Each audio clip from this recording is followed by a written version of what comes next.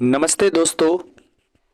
आज हम लोग पढ़ेंगे एक नया टॉपिक परागन। क्या पढ़ेंगे? परागन यानी पॉलिनेशन। पॉलिनेशन आखिरकार होता क्या है उसके बारे में हम जानेंगे। परागन क्या होता है? कहता पराग कोश से परागकण क्या होता है? पराग कोश से जो है वो परागकण निकल कर पुष्प के वर्तिकाग्र पर पहुंचने की जो क्रिया है उस क्रिया को हम क्या बोलते हैं? परागन कहते हैं। जैसे कि नर जनन अंग है और ये पुष्प का जो है वो मादा क्या है? मादा जनन अंग है। अब यहां पर देखिए क्या होता है, एक नर जनन अंग में जो इसके ऊपर ये जो फुला हुआ आकृति जो दिख रहा है यह है परागकोश। क्या है? परागकोश। और यहां पर जो है ये जो दिख रहा है ये है वर्तिका। क्या है? वर्तिकाग्र। क्या है? वर्तिकाग्र। अब क्या होता है, यहां से परागकण निकलकर जो है यहां पर चला आता है और ये जो चले आने की जो प्रक्रिया है या पहुंचने की जो प्रक्रिया, इसी प्रक्रिया को हम क्या बोलते हैं? परागन कहते हैं।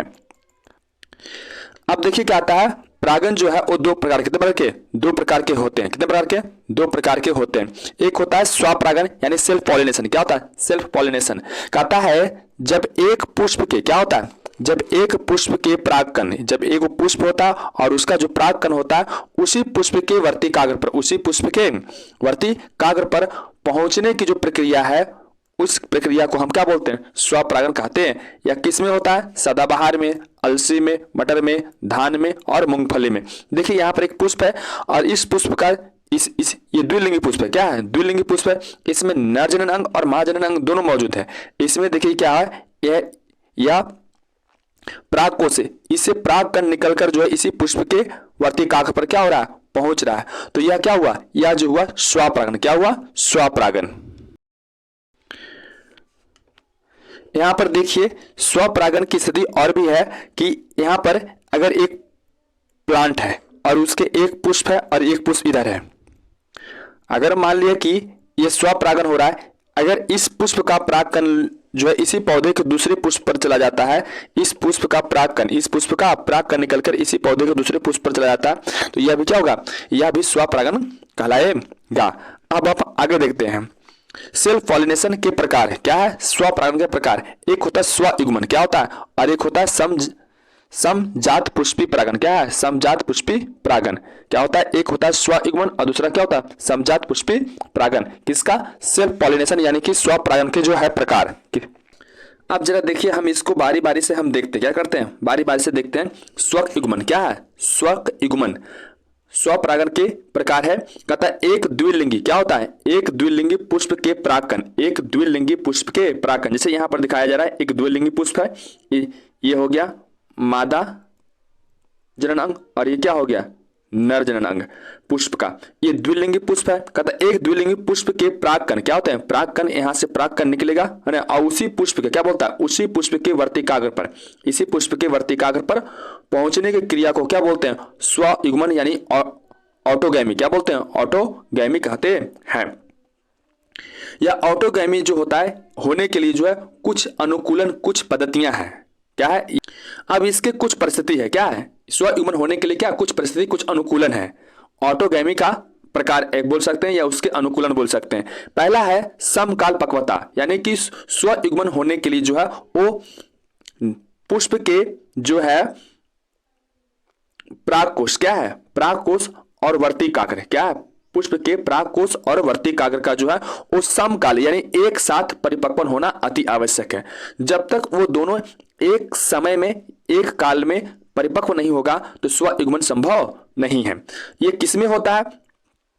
अगर मान लिया कि देखिए, अगर यहां पर देखते हैं, अगर ये क्या हो गया, अगर ये परिपक्व हो गया और ये परिपक्व नहीं हुआ, क्या हुआ? इसमें परागकण का निर्माण नहीं हुआ तो भी स्वयुग्मन नहीं होगा, क्योंकि ये दोनों क्या है? एक ही पुष्प के नर जनन अंग और मादा जनन अंग है। तो क्या होगा? अगर ये परिपक्व हो गया और ये नहीं हुआ तो इससे परागकण निकलेगा ही नहीं और इस पर क्या होगा? जाएगा ही नहीं। तो क्या होगा कि स्वपरागन की प्रक्रिया जो है वो नहीं हो पाएगी। यदि मान लिया जाए कि अबर जो है ये परिपक्व हो गया, क्या हो गया? पुष्प के नर जनन अंग जो है वो परिपक्व हो गए और ये परिपक्व अबर नहीं हुआ, तो क्या होगा? इससे परागकण निकलेगा, लेकिन ये जो है इसके अंदर जो नर मादा युग्मक है वो पूरी तरह से तैयार नहीं है। तो इस तरह से जो है ऑटोगैमी होने के लिए जो है वो समकाल पक्वता होना अति आवश्यक है। यह किसमें होता है ऑटोगैमी? मटर में, सदाबहार में और गुलबॉक्स में। किसमें? गुलबॉक्स में। ये सभी प्लांट में, ये सभी पौधों में जो है वो जो पुष्प के नर जनन अंग और मादा जनन अंग होते हैं दोनों एक साथ ही जो है वो परिपक्व होते हैं और इस तरह से परागकण निकलकर उसी पुष्प के परागकण निकलकर उसी पुष्प पर क्या होते हैं? चले जाते हैं। अब आगे है बी नंबर में कलिका। क्या है? कलिका। कलिका परागन। क्या है? कलिका परागन। अब इस कलिका परागन में क्या होता है कि पुष्प को है जो खुलने से पहले ही जो है वो कलिका अवस्था में क्या होता है? परागन हो जाता है। यानी कि पुष्प के जो है जो पंखुड़ी होती है वो खुलने से पहले ही जो है वो क्या होता है? उसमें जो है वो परागन हो जाता है। क्या होने से पहले? पुष्प को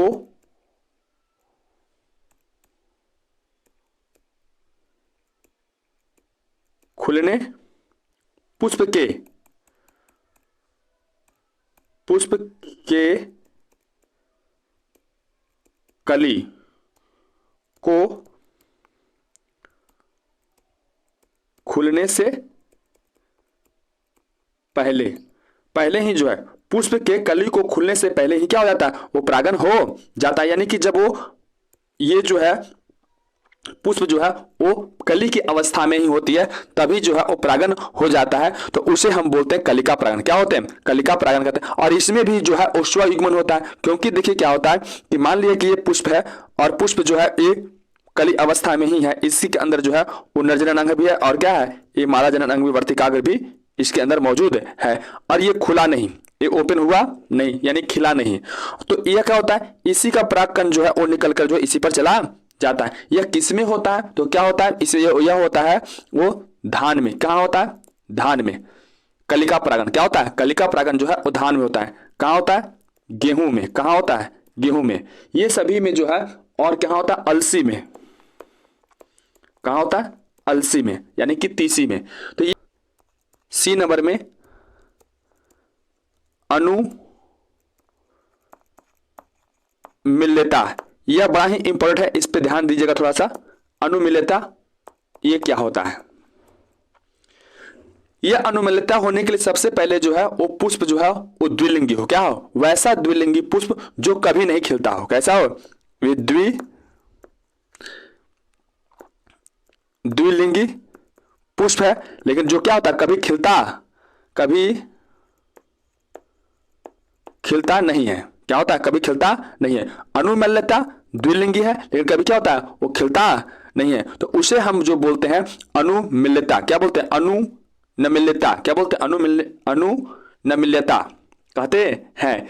यह जो है इसकी दो अवस्था होती है या दो प्रकार के होते हैं। इसमें जो है पुष्प खिलते नहीं है, लेकिन समान जैसे सभी के पौधे पुष्प देते हैं और खिलते हैं वैसे भी स्थिति पाई जाती है। और इसमें जो है पौधे जो होते हैं, इसमें जो पुष्प होते हैं वो क्या होता है? जमीन के अंदर। क्या होते हैं?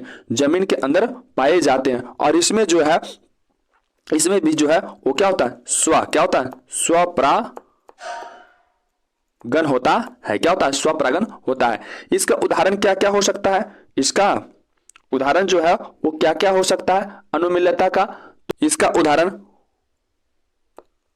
कोमेलाइना,